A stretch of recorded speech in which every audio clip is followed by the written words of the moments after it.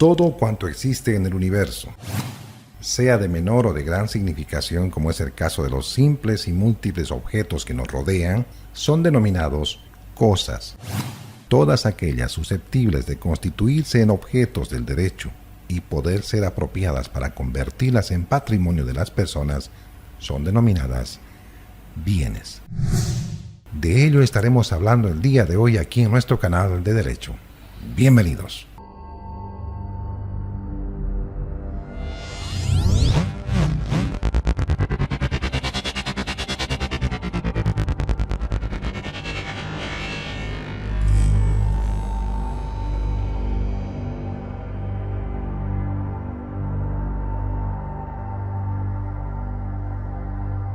¿Cómo les va? Les saluda Fernando Barrientos y nuevamente darles la bienvenida a este espacio de Derecho, y en esta oportunidad seguimos hablando de Derecho Civil.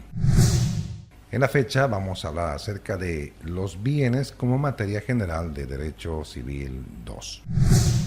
Algunas cosas, no obstante de ser útiles al hombre, como es el caso de la luz y el aire, por ejemplo, no son considerados bienes por constituir objetos de propiedad. El término cosa tiene por tanto un significado más amplio que el de bien, ya que comprende no solo lo que no puede constituirse en objeto de propiedad, como es el caso de los elementos de la naturaleza, sino también todo cuanto puede ser objeto de propiedad del hombre. En el lenguaje jurídico, sin embargo, de la distinción precedentemente expuesta se toma ambos términos indistintamente para significar los bienes. Veamos.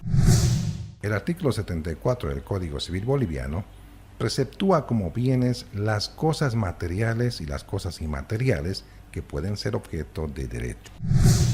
En cuanto a la clasificación de los bienes, una primera clasificación se halla señalada en dos partes. La primera denominada bienes corporales y la segunda denominada bienes incorporales.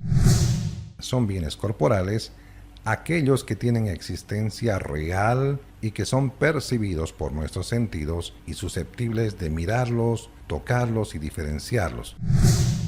Y serán entonces bienes incorporales los que percibimos simplemente con los sentidos, es decir, aquellos que consisten en mero derecho, como es el caso del crédito o la servidumbre activa, por ejemplo, o las obligaciones, o si queremos también el derecho de autor, por citar algunos ejemplos. Veamos la clasificación de bienes corporales. Como bienes, en esta naturaleza mencionaremos a los siguientes. Bienes inmuebles. Se conoce a los bienes con la denominación de inmuebles, aquellos que no pueden transportarse de un lugar a otro, como es el caso de la tierra, las minas, o así como las cosas que se hallan adheridas a ella, como es el caso del ejemplo de los árboles, las edificaciones, y cualquier otra que está adherida a la tierra, como lo establece el artículo 75 del Código Civil. Sin embargo, sobre este acápite es importante señalar que con la tecnología y la ingeniería en la actualidad, en algunos países ya es posible mover grandes edificaciones que se hallan adheridas a la tierra, como es el caso de muros o es el caso de edificios de varios pisos. Seguramente con el tiempo va a ir cambiando esto en materia legislativa, especialmente en el Código Civil. La otra clasificación alude a los muebles. Decimos que son muebles los que pueden ser transportados de un lugar a otro por fuerza externa, como es el caso de una mesa, un estante o una silla, sin que sean objeto de destrucción. También tenemos a los animales que se mueven por sí mismos y son denominados bienes semovientes. Tenemos a los bienes fungibles y tenemos a los bienes no fungibles. Son bienes fungibles aquellas cosas en que todo individuo de la especie equivale perfectamente a otro de la misma y puede por tanto ser sustituido fácilmente.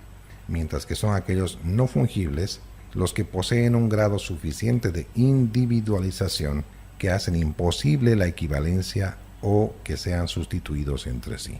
Por ejemplo, un deudor de un saco o un quintal de harina cumplirá su obligación haciendo entrega de harina del mismo peso y calidad.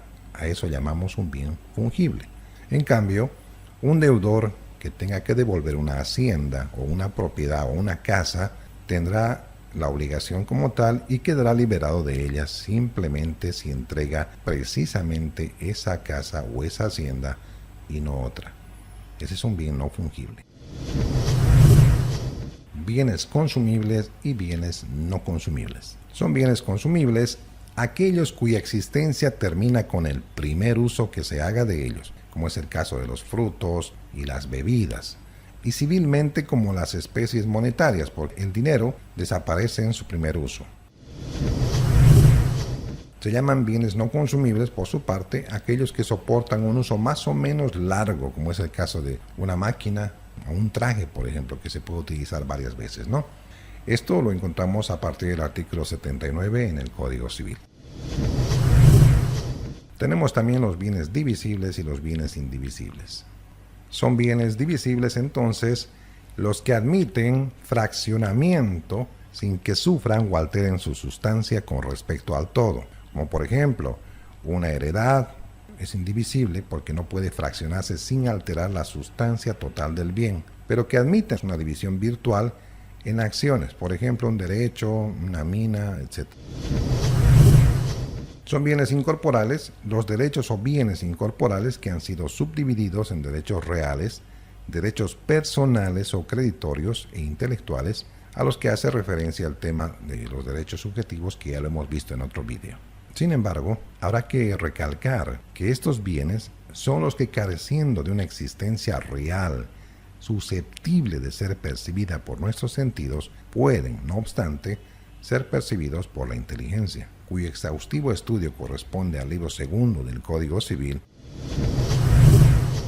Vamos a pasar a anotarlos, aunque sea de manera muy sucinta.